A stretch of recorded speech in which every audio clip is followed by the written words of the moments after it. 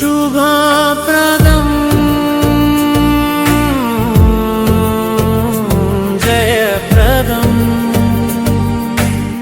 విద్యుత్ ఉద్యోగుల సమస్యల పరిష్కారంలో ప్రభుత్వం మీనమేషాలు లెక్కిస్తోంది. సమ్మె నోటీస్ ఇచ్చి 60 రోజులైన తర్వాత కూడా ఇదిగో చర్చలు అదిగో చర్చలు అంటూ కాలయాపన చేస్తోందని విద్యుత్ ఉద్యోగుల జేఏసీ నేతలు మండిపడుతున్నారు. 3 సార్లు చర్చలు జరిగినప్పటికీ అవి అసంపూర్తిగా ముగిశాయి.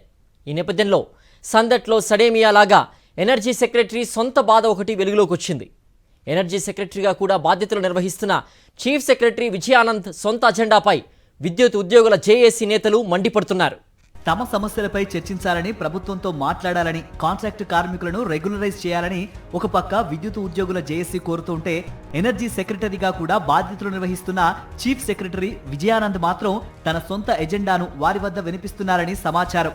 ఏపీ ప్రధాన కార్యదర్శిగా ఆయన నవంబర్ నెలలో పదవి విరమణ చేయనున్నారు.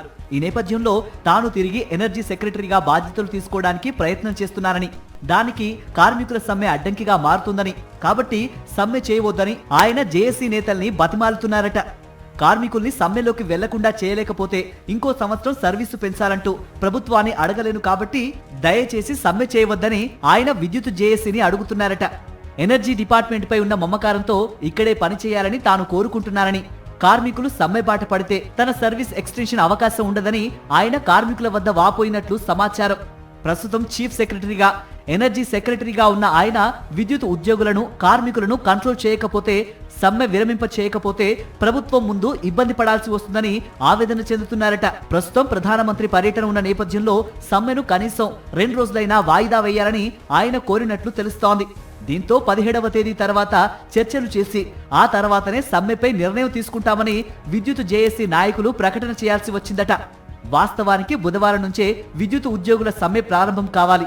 29 డిమాండ్లతో సమ్మె బాట పడుతున్నామని విద్యుత్ ఉద్యోగుల జేఏసీ నేతలు ఇప్పటికే ప్రకటించారు. సమ్మె విరమణకు విద్యుత్ యాజమాన్యం, ప్రభుత్వం ఇప్పటికే 3 సార్లు జేఏసీ నేతలతో చర్చలు సాగించింది.